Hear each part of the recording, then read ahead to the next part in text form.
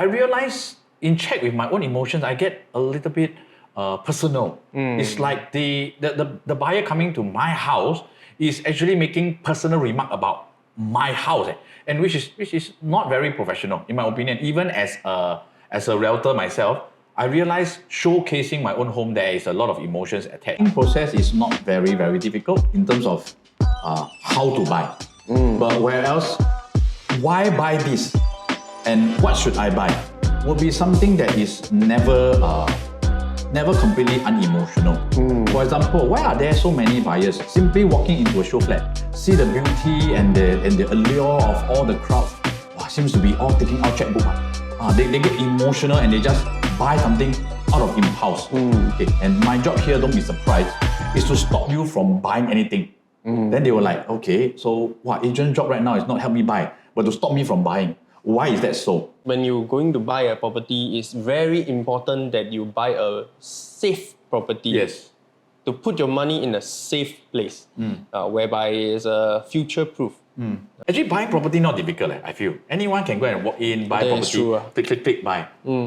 But if they think about how to sell next time, I think that is where it will be useful to have an agent from day one until their next progression plan and so on. That walk you through the whole process. Exactly. Just trying to get my posture right. Am I sitting okay? Do I look okay? I'm not used to wearing denim, so... Nice, it's nice. You look good. You look good. But anyway, so I think a lot of consumer is thinking, hey, buying and selling a property, actually I can do myself. I think it's not much of a difficulty these days to sell or buy my own property. So I think maybe we can address some of these concern or issues of why engaging an agent, or is there any things different when we have an agent representing us, or us doing it ourselves?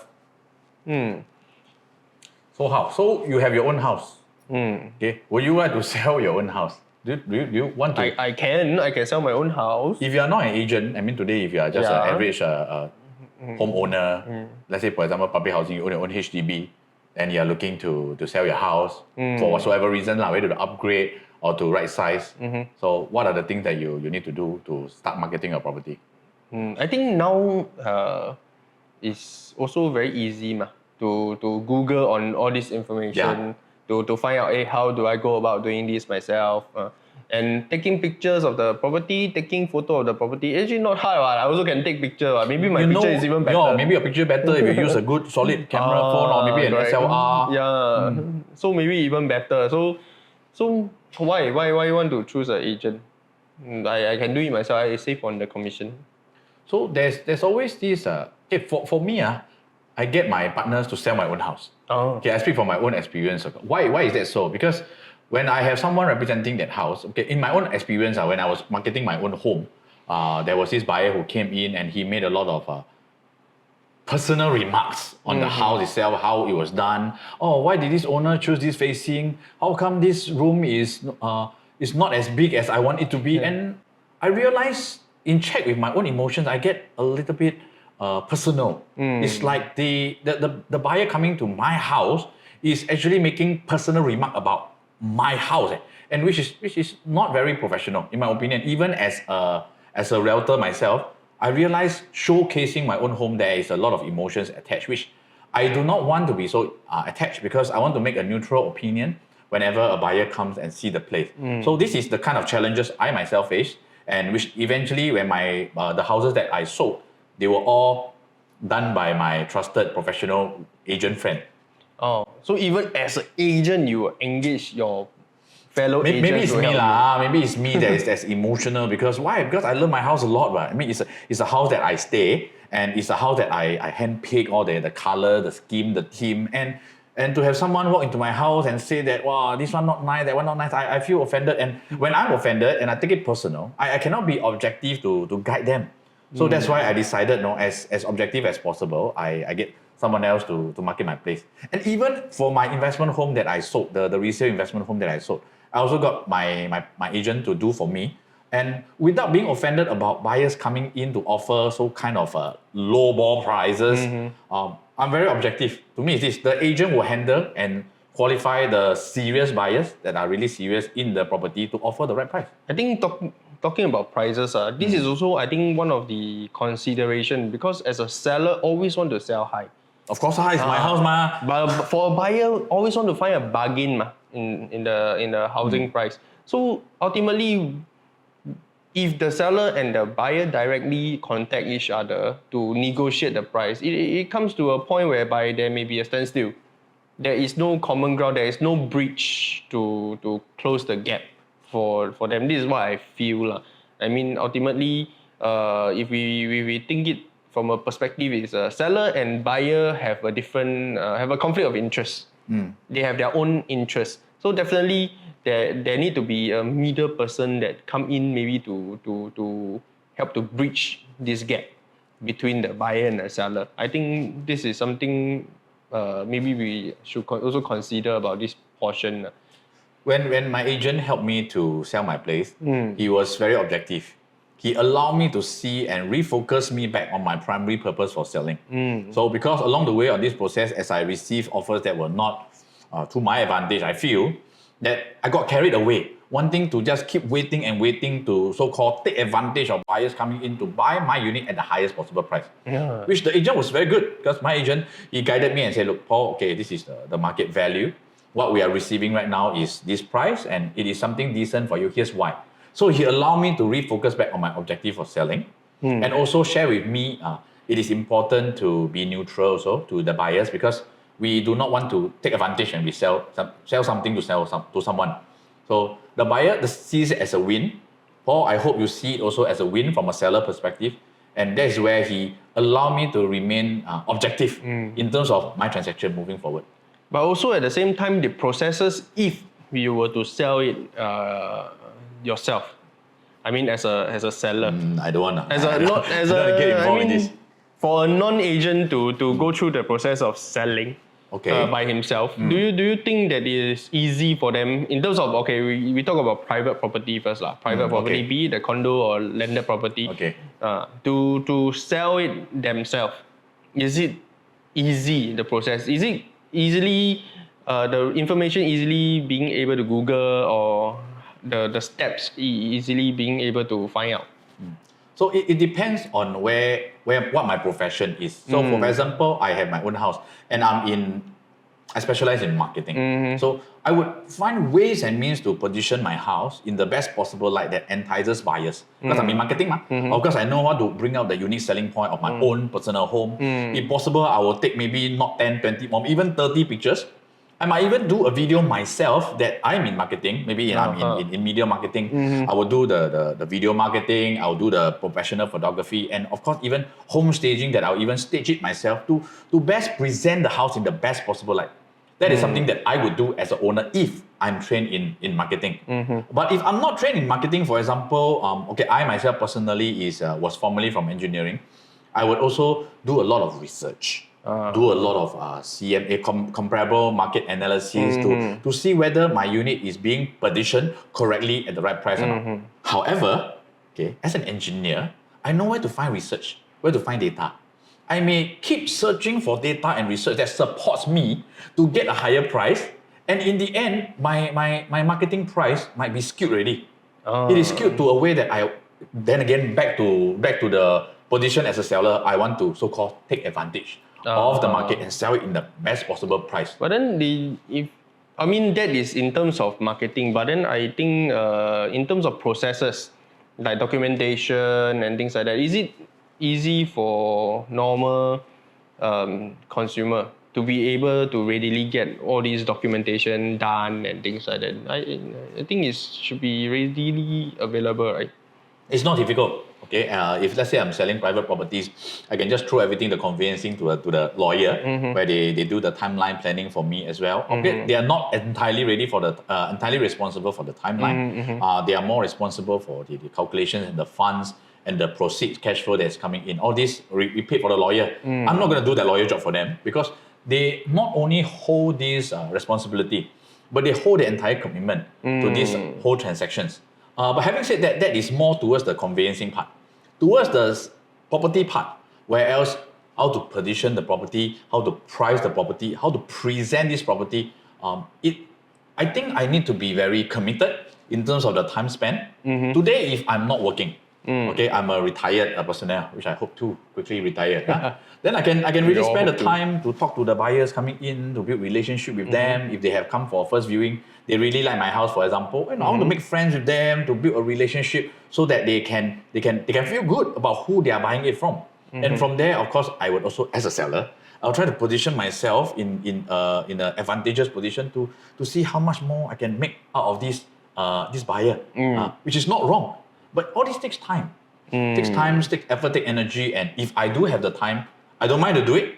But then it works two ways, ma. You see, today I built friend with this buyer over time. They like me, I like them. I might be skewed towards the direction that, I like this buyer, I don't mind to sell them cheaper.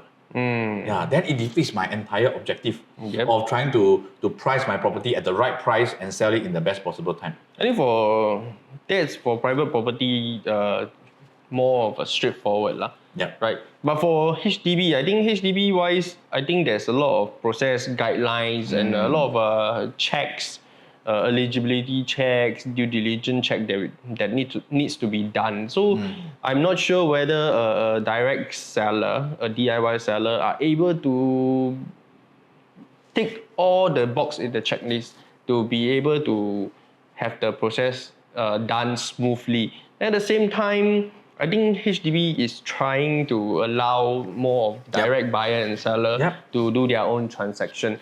But at the same time, we also have to consider about there is a lot of factors that comes into a property transaction in terms of course, marketing, the property itself, the getting of the right buyers to come and view and qualifying qualifying the buyers, and at the same time, negotiation.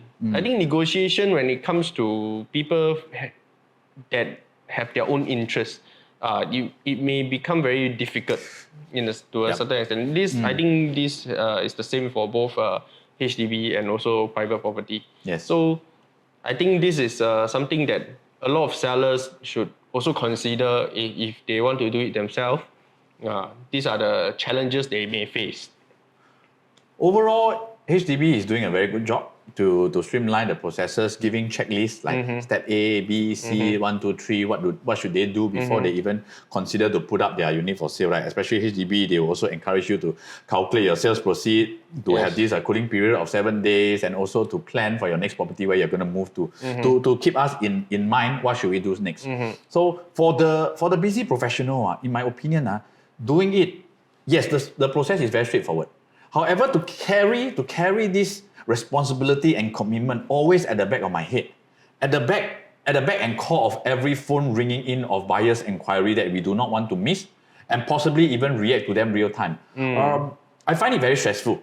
If I'm holding a 9-to-5 job or I'm holding any other managerial positions that I need to be really focused and attentive on my work and people, I find this very disruptive, this whole process of selling my house, taking care of this process and doing my work, and I leave so little time for myself and my family. At the same time, the timeline-wise, the managing of the timeline-wise of once you sell, that's not the end. Once you sell, you're definitely looking to buy something to stay as well.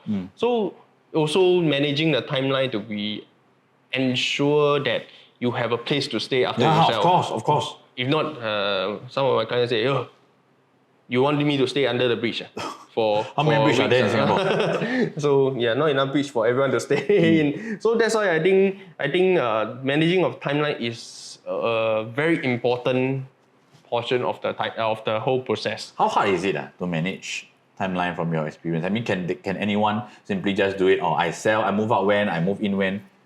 There is a lot of limitation when it comes to HDB sales and purchase because we are looking at things like extension of stay, completion date. Also, funds coming into CPF account. So you talk about timeline is also cash. the cash flow timeline and also not only the logistic timeline. Yes, there's also cash flow timeline. So these are the two things one of the few things that you need to juggle also in terms of the financial and also the logistic. So I think this is something that not everyone able to manage it well if you are not very well versed in how the whole process works.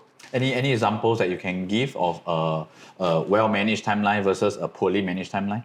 I think a well-managed timeline is basically once after you sell your house, you will still have time to stay at your current house before you move to the other house. That is also taking into consideration your renovation time for the new house that you are going into.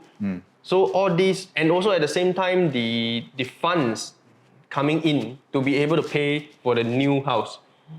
Because not everyone have a few $100,000 in their bank account. Spare a few $100,000 in their bank account to be able to readily pay for the new house when it completes. So with that, we also have to be very mindful of the timeline. If not, you will cause a very huge problem. The outcome may be you may not have enough funds to pay. Then how? Then you will delay the process. And at the same time, you may be liable for some compensation if there is a delay in the handover. Then there's additional interest due, and wow, it sounds scary. It really sounds scary. So I think this is something that we also have to take note. Then at the same time, of course the logistic of your movement from your current house to the new house is also very important. Renovation cannot be done overnight as well. So all these are part of the consideration. I feel safe also every now and then when I hear of client stories that they engage movers to move the house on their own. And I mean, not saying which company some of them are not highly recommended and kind of insensitive when it comes to handling personal items. Whereas I know a lot of professionals that they know of professionals. Okay, of course, professionals, when they are recommended by someone that I trust, definitely we also put the trust on the person recommending that professional. Because I wouldn't want to just simply, for me, I wouldn't want simply just to Google online for a doctor. I wouldn't want to Google online for a mover, or neither, and I want to Google online for a reliable, who is the most trustworthy property agent. This is something that I feel that I want to know someone personally in order to have that personal trust and reliability to work with them and the parties that they recommend. So I think these are all things. If I don't have all this network, it might be very crippling. It's really very crippling to just trust someone. A few $1 million asset to trust someone to move, or to trust even myself that I maybe do it only once in a lifetime if I'm not a professional. Once in my lifetime, I'm going to handle a $1 million transaction, manage the timeline, manage the cash flow, manage the logistic and the negotiation. I think I really don't need to work again. I think that's the seller part that really have to take note. But then, of course, a lot of buyers. Just now we mentioned about the seller. Then the buyers easy one. You just have to buy one. Yeah, you have the money, shopping, you buy. Shop. I like this one, I buy. If you like it, you buy it. So the processes is it simpler for buying? I think buying process is not very, very difficult in terms of how to buy. But where else, why buy this and what should I buy would be something that is never completely unemotional. For example, why are there so many buyers simply walking into a show flat, see the beauty and the allure of all the crowds? Wow, seems to be all taking out checkbook. They get emotional and they just buy something out of impulse. Okay, so is it wrong to buy something out of impulse? I think it's not wrong if the ticket is small. But if you're talking about a multi-million-dollar home, to commit even before we even plan for 5 years, 10 years objective down the road. In fact, I told a lot of my clients here, do not buy anything on impulse. And my job here, don't be surprised, is to stop you from buying anything. Then they were like, okay, so agent job right now is not help me buy, but to stop me from buying. Why is that so? Okay, the reason why we have to stop, or I have to stop clients from buying, is because if it doesn't meet their primary objective, and at the moment, knowing their characteristics, some of them may be impulse buyers, not knowing what they are in for, and they just buy and commit.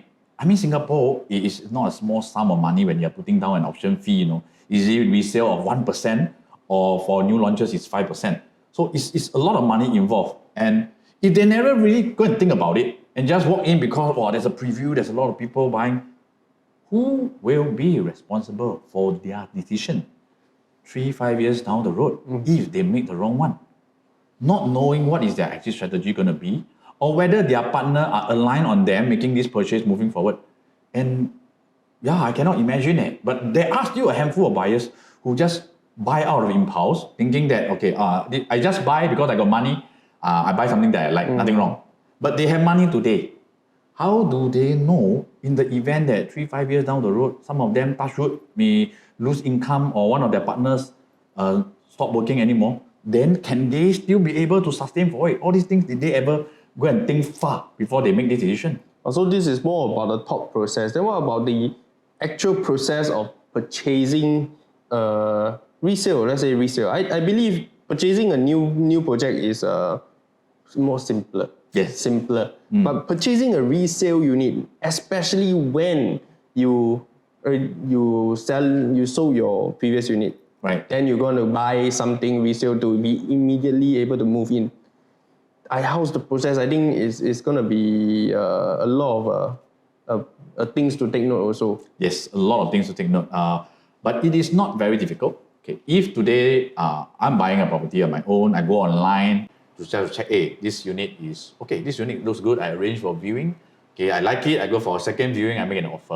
Okay, maybe on my own, I'll try to ask for the bargain to negotiate on myself. But if I really like the unit, likely I'll just pay the price. As easy as that. Okay, because I don't want to waste time. I just want to move forward. How often do I see a unit that I like? Then again, if let's say I'm very focused on this particular project, for example, and there's only let's say 1 or 2 owners that are only selling, they may be asking a higher price. I would definitely have the impulse to tell myself, let's get this done with. I go in and offer a high price, move on. Okay, that's the impulse. Yep. Whereas I do know there are services offered by professional that they will take a look, go deeper into this project to understand what is the performance of this project, to understand the MCST health of this project, so that I'm going in with a known knowledge of how this project culture, this performance, and the upkeep of this project is, so that I go in with a sound mind. Nobody wants to buy something not knowing what they buy. The more necessary information that I know, which might not be easily available as a consumer if I just Google online, can be done by a professional who goes through deeper checks to help me see what I'm in for. And another value add that a committed professional can do is to engage and find out owners who are in this unit that may not be putting up for sale, may have the intention to sell. That's where me as a consumer, I can come in and secure a unit that's not available in the market and probably even get a good price for it. And nobody knows of all these value add things that a professional can do. And with that, as a buyer, I would definitely want to be open for more options. And lastly, I seriously don't want to be in the negotiation process. Because if I like it, I'll pay more. But if I like it, if a professional can help me get me a decent price, I'm more than happy to have that savings and to pay the professional who might engage. I think when it comes to HDB, for HDB buyers, I think it is a little bit more complex compared to private buyers. Yeah, it sounds a lot more process. Because there is a lot more process, a lot more checks that you need to do, be it if there's ethnic quota restriction. I need to check the ethnic, yes. Then you have you have to be sure that it's MOP and the seller is able to sell. Yep. There's the HLE or the bank loan approval that you need to have before you even start looking for a unit. So all these are the things that you need to have, and also of course the finance that you need to be able to be sure that this price that you offer you are able to afford as well. And at the same time, I think after you shortlist a unit and you want to make an offer, you also need to understand on the timeline of whether it fits your needs or not. Yes, correct. Whether you are able to move in at the time that you need it, or you still have to wait, or there is other sales condition that need to be negotiated. Not only the price, there's also a lot of other things that need to be negotiated. Then also at the same time, the HDB processes. What are the processes? At which stage you need to prepare what? At which stage you need to prepare how much to pay? There are application fee. There are certain certain other fees during certain period in the timeline. So I think all these for laymen, it is very hard to understand at which point you should do what. Of course, HDB has already streamlined the process, but there is still a lot of gaps in it lah, whereby I feel a professional can help you a lot more. Unless I think the buyer is really very savvy, has bought properties a couple of times in terms of the resale part, or maybe even private part, they are very familiar with the process. I think it's perfectly fine for them to do it on their own, provided, most important, they must have always a ready checklist, not to overlook miss anything, because this is a very huge decision. They must follow strictly all these checklists. And for private property wise, in my opinion, in Singapore practice, it is very beneficial for buyers, because to have a professional to help them source for a private property or even a lender, they don't need to pay the commission. I think this is a very healthy practice in Singapore right now, and I don't see why any buyer should not engage a professional to help them source for the right property. For example, some of them, even busy professionals, if you're looking at slightly higher quantum properties, like maybe $4, $5, $6 million properties, likely the buyer doesn't have so much time to be really sourcing for properties. That is true. Yeah, and of course, right now, many bodies are right now trying to streamline the quality listings. Okay, because some of the listing maybe they got sold so fast, but they're still there in the portal, not removed yet. As a buyer, I spend so much time shortlisting, end up, wow, there's only available 2 or 3 units for viewing. I pack up my time the whole Saturday, Sunday to view these couple of units. End up, I only view a few. Which I wish that there is a professional to actually streamline all this already, so that I don't waste pockets of time that I waste on the weekend, or probably even weekdays. I could have better spent time with my loved one. I think this process is very heavily draining on the energy and the time. It's very tiring on for anyone to really go through the listing portal to really find the property that they want, in terms of resale, and also even new projects as well. You need to find, of course, when everyone want to buy something, you want to buy sort of the best. Yes, of course. Within your budget. So definitely this filtering, sorting process, when you have a professional helping you to do it, I think it cuts a lot of time and energy from your part as a buyer or a seller. But don't you think like, for example, new launches, it is more straightforward for buyers to just walk into a show flat, see what they like and buy. Yes, I mean, of course. I mean that's quite straightforward, right? Usually there's already an agent in the show flat to so-called take care of us in terms of the paperwork wise. So do you think there's still a need to have an agent to shortlist new launches for you before you just walk into a show flat? Do you think that every project? Oh, you asked me that question. No, Okay, I feel that not all projects suits everyone. There is certain, everyone have different needs. What do you mean? Everyone, like for example, budget wise, there's different needs. Future planning wise, there's different needs also, and also location. There's so many factors to take into consideration. Of course, location, definitely you are able to shortlist a few that suits your location, but ultimately it's the future planning. The future planning is how long you intend to stay in this property. How long would you want to wait for this property? Then at the same time, after this, what's next? Because I think we cannot have a absolute answer of, I'm going to buy this, I'm going to stay until the end of my life. I'm definitely going to do something about it in the middle of somewhere in the middle. So I have to be able to consider, how long am I staying? What's my next move? Yeah, all these things are just throw to the professional and plan for me better, right? Yeah, I believe so. That's why that is why choosing the right project is important. Then at the same time, choosing the right unit is also very important. Why do you say that? I think the right unit is... I take high floor, nice view, cheapest price. That should be my guideline, right? Do you think the high floor will be the cheapest price? So is it going by the cheapest or going by the highest? I mean, value for money lah. Look at it. So what is value for money? Wow, I don't know. If I'm a buyer, I go in, it's my feel.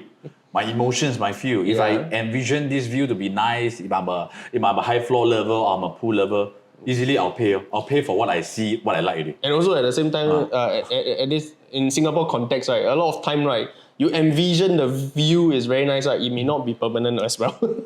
Then how do I know whether all this? Reviewing our master plan.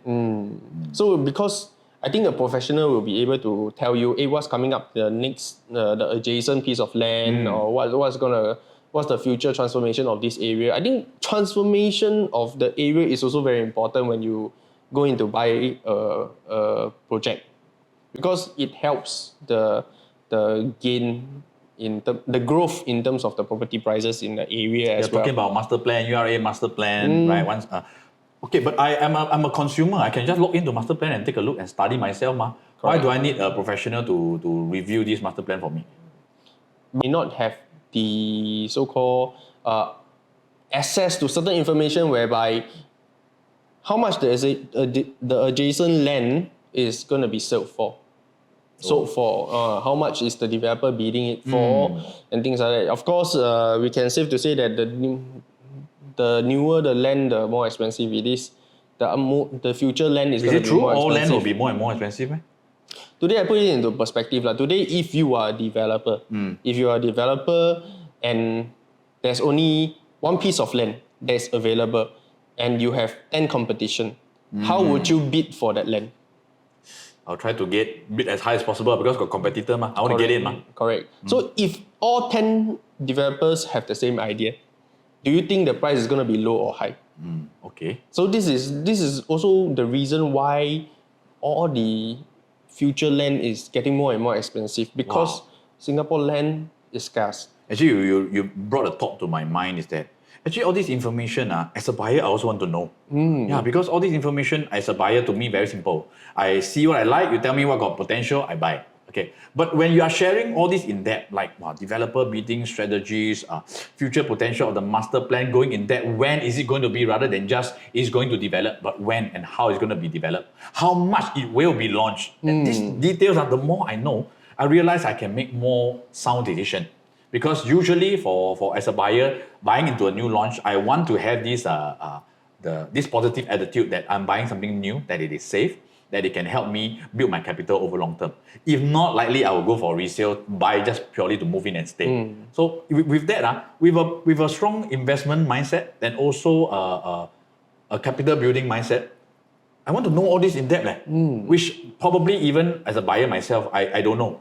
Okay, back to me as an agent, even when I'm making my own property purchase, I don't rely only on my own research. I discuss it with my friends and professional partners. Say, hey, what do you think? I want to hear a different opinion, a second opinion, because my opinion is just mine. And my opinion, buying my own things is definitely biased. That's how I feel. I think just now you mentioned a very important keyword, which is safe.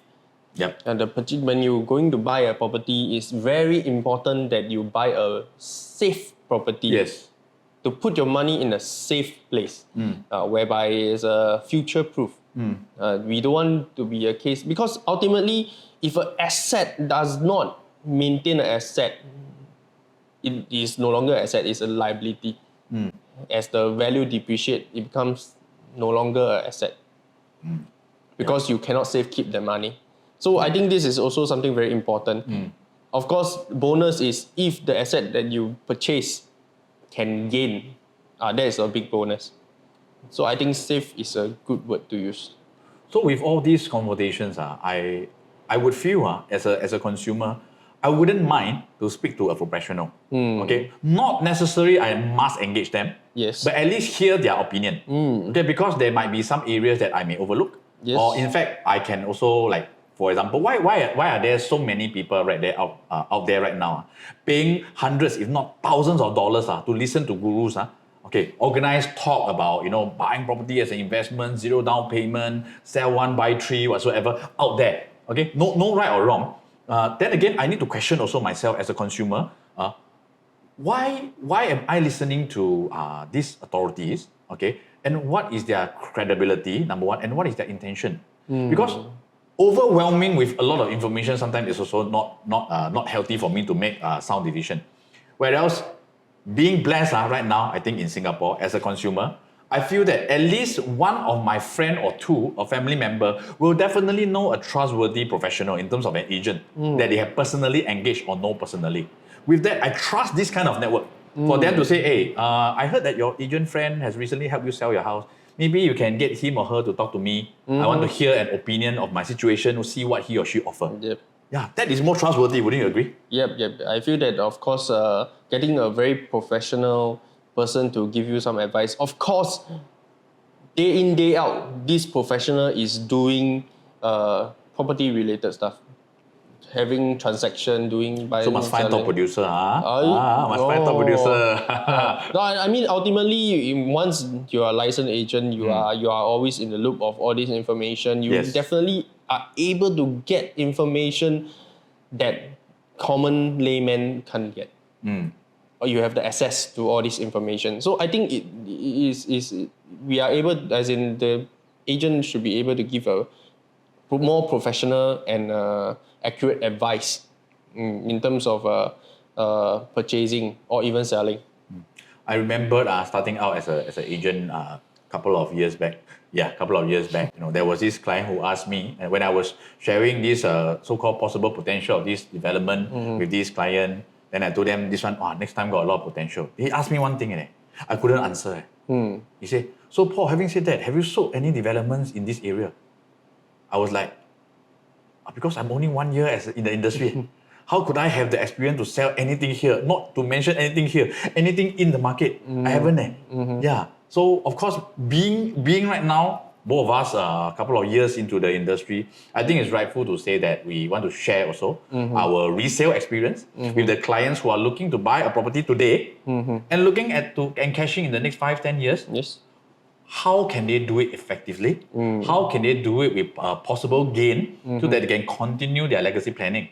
Yes. Yeah, and these are experience that, as an experienced resale agent, we can provide to let them have a second and further opinion so that they feel safe. Today, actually buying property not difficult. I feel anyone can go and walk in, buy That is property, true, click, buy. But if they think about how to sell next time, I think that is where it will be useful to have an agent from day one until their next progression plan, and so on. That walk you through the whole process. Exactly. I think that is something that we really have to consider when come in to become a DIY buyer or DIY seller. Things that is really important that we should consider and also think carefully before we make any decision. I mean, no harm for right now in Singapore market. I know there are countries, the moment you want to engage a professional for their opinion, must pay them consultation fees. Of course. Yeah, must pay consultation fees. I think in Singapore, our culture is very giving, very giving and very open. That we are giving out knowledge free. We are willing to just meet clients whom we trust and who are ready and committed to give them our sound advice, to guide them forward with no obligation. I mean, end of the day is there's joy Yes. There's joy of sharing with them our experience, 2 cents worth probably. Yeah. I Who think knows that 2 cents can help them save a couple of 100,000. Probably. So I think still no right or wrong to whether to engage a professional or not to engage a professional and do it on your own. I feel that more importantly is that you watch this video, that you get to know where you are, what really works for you, Yes. and you decide what's really best for you and your family moving forward in terms of your property. All right, click Like to subscribe, share. Okay, All right, I'll see you for the next video. Bye. Ciao.